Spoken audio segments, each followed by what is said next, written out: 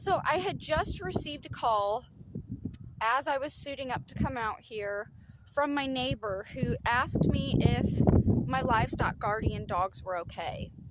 And I said, well, I've looked out there and I've seen them out there, but I was getting ready to go and feed them, so I'll find out. And he let me know he's got security cameras over there. This neighbor of ours is the one who has that cute little green cabin that you see on Instagram all the time, because he's right across from our the landy part of our property. And he said that between like 3 and 4 o'clock, the dogs ended up getting into a heated battle with something out there, more than likely coyotes. And we didn't hear anything of it.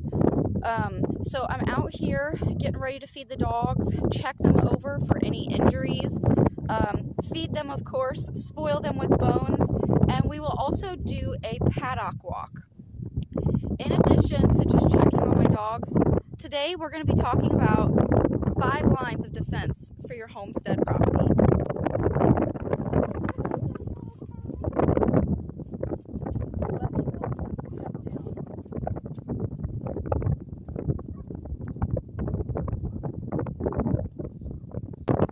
I have no idea how the boys are gonna react to the tripod, so this might not go so smooth. Naughty Mama is right here, so you guys might have to watch me battle my naughty sheep with my stick. Watch out. Alright, boys. No.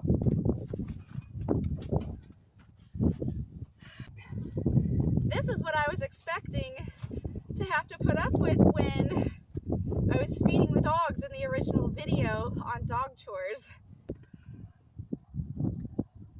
Honestly, if the boys got into a battle last night, they're not showing any signs of injury, which is great news. These boys are my babies, and I might be a little bit of a hot mess if they ended up getting hurt. How are you doing, Jupiter? No blood at all.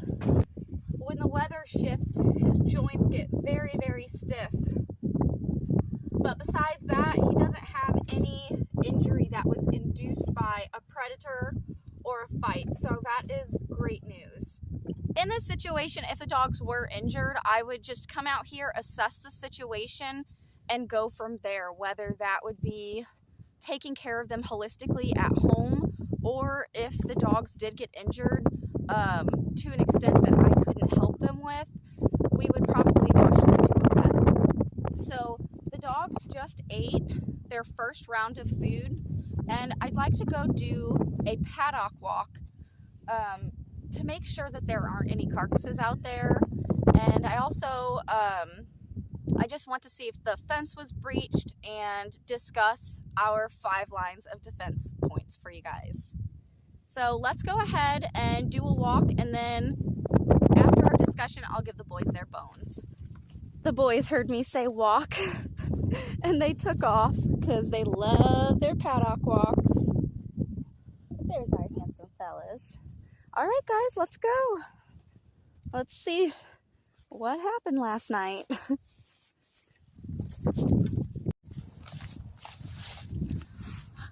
Jupiter veered off, this is Jupiter, veered off his normal path, so, and he went straight to his sheep. So I'm just gonna make sure that everybody's here. Naughty Mama was trailing behind me, and we should have 9 sheep now. Oh, Mercury, please don't knock it over. Yeah, I love my guys. 1, 2, 3, 4, 5, 6, 7, 8, 9. Everybody's here, so that's good news. We're going to continue checking the perimeter of the paddock to make sure that our fences were not breached and that they are still intact and functioning as they should. Here's some of our ewes. Wiley, there we go. She's that thick brown one. She's pregnant, so it's good to do paddock walks regularly, because especially if they're going to be having babies, just to make sure that those birth smells don't draw in predators. Our fence down this line is intact, so it's good. been having a lot of technical difficulties today, so I hope that I'm at least able to weave a bunch of clips together enough to tell a clear message and story. So I guess I'll find out when I go in the house on how well everything recorded. So everything out here is looking good. I wanted to start explaining our 5 points and 5 lines of defense. So our first line of defense is an actual structural fence. It won't be perfect. There are things that can go over it. There are things that can go under it. But if you can complicate the process for a predator or a person trying to get into your property, that will do you some good. Our second line of defense is the hot wire. There we go. We run 2 strands of hot wire depending on what we're trying to contain. For small things like lambs or piglets, sometimes we'll run triple or even quadruple strands depending on how low it needs to go and how big the animal is to get between the gaps. But once we train our animals to hot wire, they very much respect it. And it's not a torturous thing. That's a common misconception, I think. I thought that the hot wire would like zap something to death, but what it does is it pulses. It just goes bzz, bzz, bzz, and it's just like a strong static shock. Now, your first line of defense, I believe, should be a perimeter fence. Second line is a hot wire, and it's not just to contain our animals. It is, on one hand, there to contain our animals and to kind of help organize them to be where we want them to be, or to graze the areas that we want them to graze. And that's good for a lot of other different reasons that I could get into in a different video. But the hot wire also is a line of defense from coyotes and other predators that would be in the area. If you have like bear or like a big wild cat, you might want to make sure that your fence can be as hot as what it could be, because something bigger is going to need a larger zap to deter them. But that's our second line of defense on our homestead. First is the structural fence. Second is the hot wire. We also have wild blackberries and bramble bushes growing up through our fence. So that was not going to be a point that I was going to make, but it does act as an extra barrier. So I guess I could call that number 3 or bonus line of defense. The boys went back to the house. They are ready for probably their bones, but I'm gonna see if they'll eat a little more of their kibble. Because once I whip out the bones, they will not care about anything else.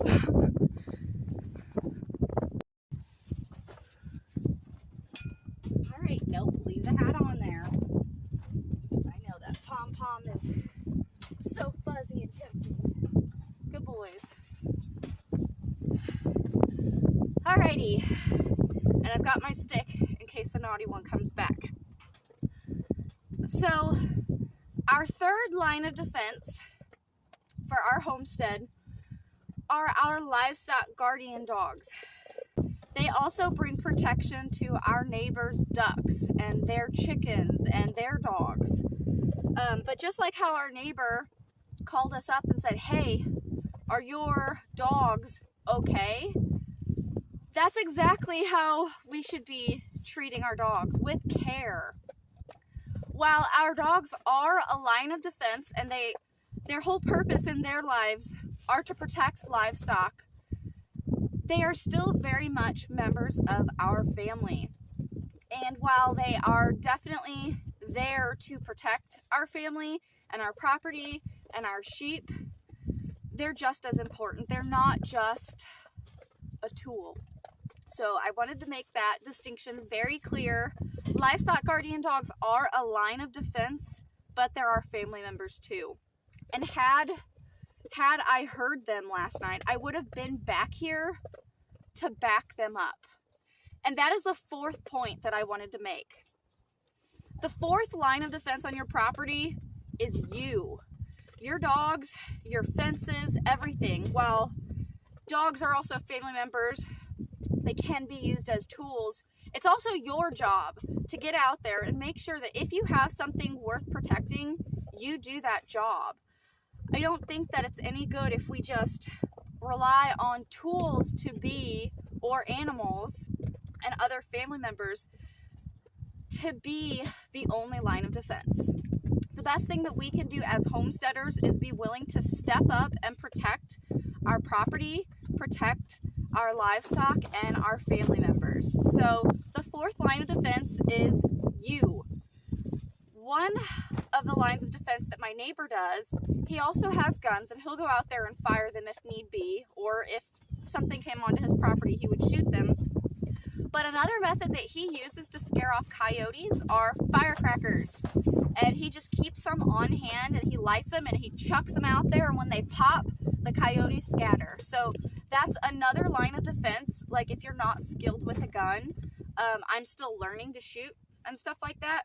I've got a lucky shot, but I don't want that to be all just luck. I want to have some skill so that if I have to use and wield a weapon like that, I can be effective with it and not just blowing hot air past somebody or a coyote or whatnot.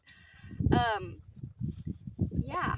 So far we've covered fencing, both a hard, solid perimeter fence and electric fence. We've talked about livestock guardians being a defense, you or me or us being a method of defense on our property. And then the last thing that I wanted to mention were cameras. Thank goodness my neighbor has plenty of security cameras out this way, so he was able to know more definitively what happened. Whereas if we don't have cameras, which right now we don't have them back here, we don't know the details or specifics of what happened. But there are people out here who backyard breed dogs, and we have beautiful, beautiful, incredible dogs that we've considered breeding down the line. So we don't want anybody to come take our sheep, take our dogs. We want to make sure that we can protect against that. And if the dogs are going off in the middle of the night, we have to come out here and figure out what's happening. Otherwise, we just don't know. So a fifth line of defense that I think would be great for a homestead are security cameras. So I guess I'll update you guys when we get some of those. And we will give the boys their treats and bones for being awesome guardians.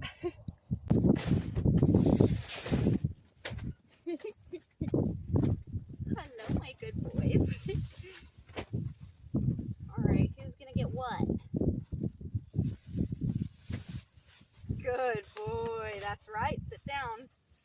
Good boy, Jupiter. All right, Mercury. You got sloppers on over your eyebrows. Come here, Bubba.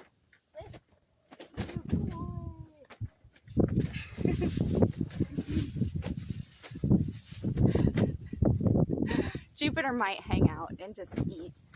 Mercury has so many little hidey spots. Oh, this ankle is so much better. So thank you guys very much for watching today. Today was just inspired by a concerned phone call that we got from a neighbor checking in on our dogs. The dogs are great. They have no injuries, no blood, no limps, nothing. I did not find a carcass in our paddock, so if they did injure a coyote, I think he got away. Because I don't think the boys would have disposed of him quite as quick. They like to stash yummy things, so I figured there would still be some remains if the boys actually successfully killed something and protected the property that way. So today was just discussing those points and our 5 lines of defense on a homestead property. Thank you guys very much for watching. If you like these videos, go ahead and hit the like button. If you have other methods of protection or defense, leave a comment and let us know what you guys do on your homestead or any ideas that you have. Thank you guys for watching, and we'll see you on the next video.